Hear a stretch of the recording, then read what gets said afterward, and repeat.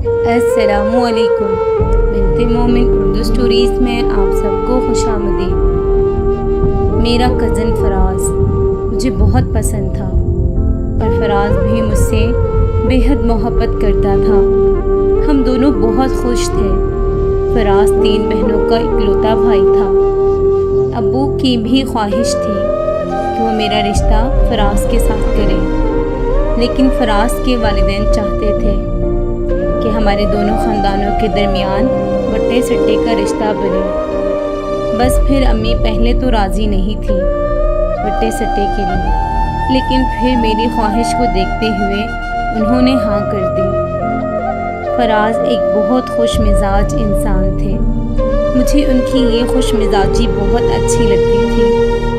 وہ میرے کزن سے زیادہ میرے لیے ایک بہترین دوست تھے جو مجھے ہر مشکل اور ہر تکلیف میں ہمت دیتے تھے۔ ان کی پرسنالٹی بہت زبردست تھی، بالکل ویسی ہی جیسے ہر لڑکی کی خواہش ہوتی ہے۔ ساتھ ہی ساتھ وہ ایک ہائی ایجوکیٹڈ پرسن تھے۔ لاہور میں ان کی بہت اچھی جاب تھی۔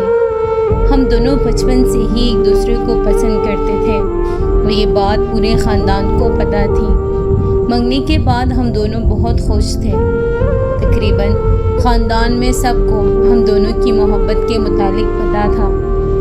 میری کزنز مجھے کہتی کہ شمائلہ بہت خوش قسمت ہو تم، بہت کم لوگ ہوتے ہیں جنہیں اپنی محبت اسی دنیا میں ہی ملتی ہے۔ میں ان کی یہ باتیں سن کر بہت خوش ہوتی۔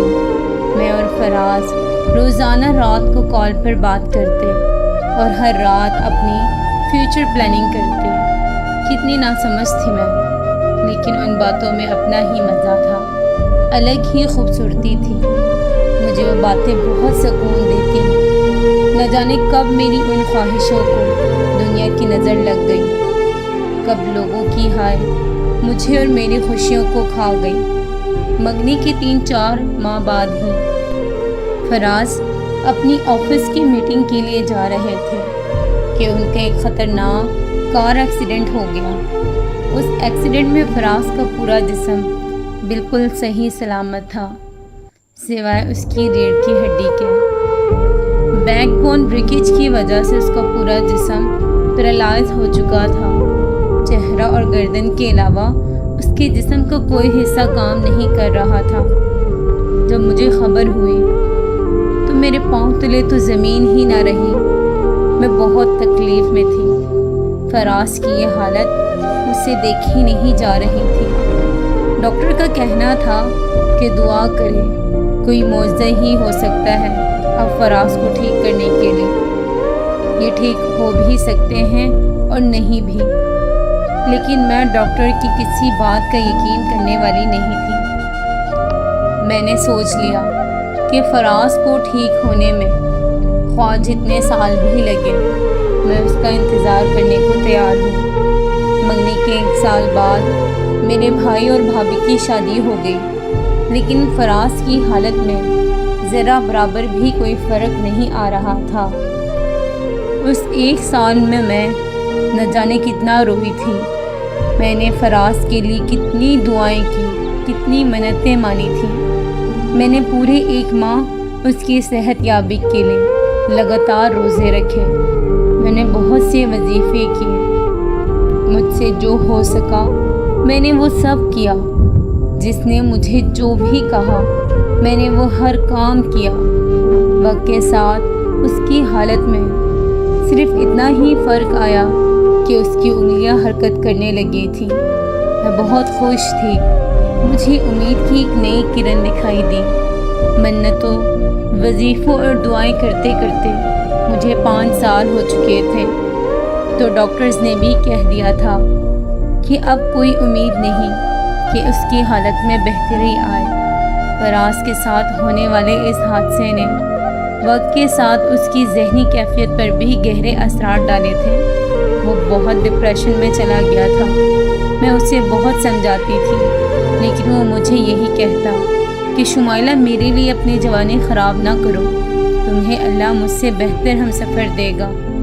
میرے لیے یہ بھی کافی ہے کہ تم مجھ سے اتنی محبت کرتی ہو، تم نے میرے لیے اتنا انتظار کیا، شاید ہم دونوں کا ملنا قسمت میں ہی نہیں۔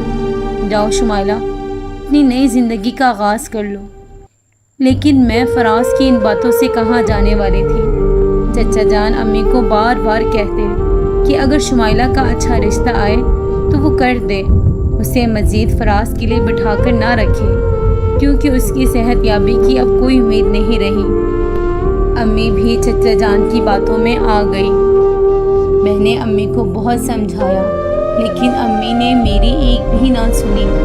میری زندگی میں ایک وقت ایسا آیا کہ میں معاشرے کی باتوں کی وجہ سے مجبور آ گئی۔ پھر امی میرے لیے رشتے ڈھونڈنے لگی۔ اللہ گواہ ہے کہ میں یہ سب نہیں چاہتی تھی، لیکن پھر یہ سوچ کر کہ خدا نہ خواستہ کل کو اگر میرے والدین نہ رہے تو پھر میں کیا کروں گی، کہاں جاؤں گی؟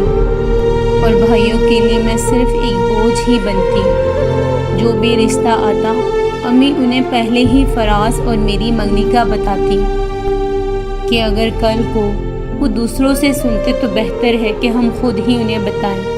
بہت سے لوگ یہ کہہ کر واپس چلے جاتے کہ میں منحوس ہوں، یا پھر میری عمر کا بہانہ کر کے چلے جاتے۔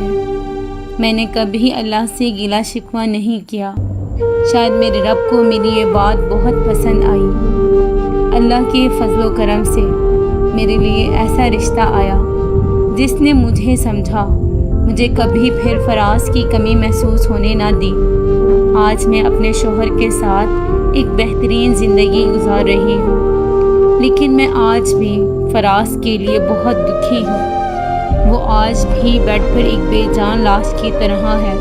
میں آج بھی اس کے لیے دعا گو ہوں کہ اللہ فراز کو صحت اور تندرستی دے۔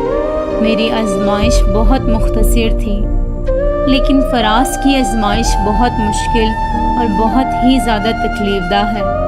ایک مرد کے لیے یہ بات بہت تکلیف دہ ہے کہ جس سے وہ بے تحاشا محبت کرے وہ کسی اور کا ہو جائے۔